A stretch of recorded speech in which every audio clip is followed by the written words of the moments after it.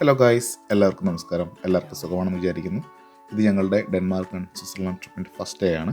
ഞങ്ങളിപ്പോൾ Copenhagen city സെൻറ്ററിലാണ് ഉള്ളത്.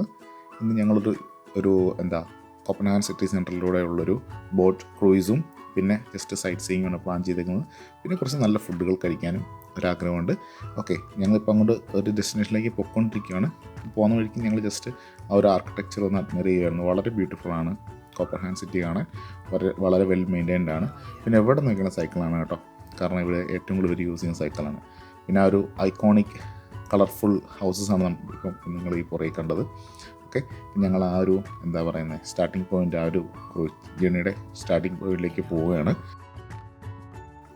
ഈ ഒരു യാത്രയിൽ നമ്മൾ ഒരുപാട് കാഴ്ചകൾ കാണുന്നുണ്ട്. അതിൽ പ്രധാനപ്പെട്ടവ കുറച്ച് ആർക്കിടെക്ചർ വർക്ക്സാണ്, പിന്നെ കുറച്ച് ഗവൺമെൻറ് ആൻഡ് ഡാനിഷ് റോയൽ ഫാമിലിയുടെ ബിൽഡിങ്സാണ്.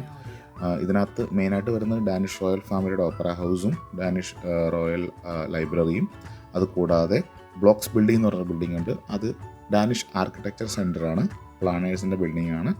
അങ്ങനെ കുറച്ച് കാഴ്ചകളാണ് നമ്മൾ മെയിനായിട്ട് ഇവിടെ കാണുന്നത്.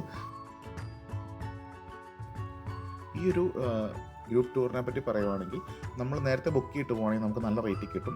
നോർമലി ഒരു 100 to 200 ഡാനിഷ് ക്രോൺസ് ആണ് റേറ്റ് വരുന്നത്.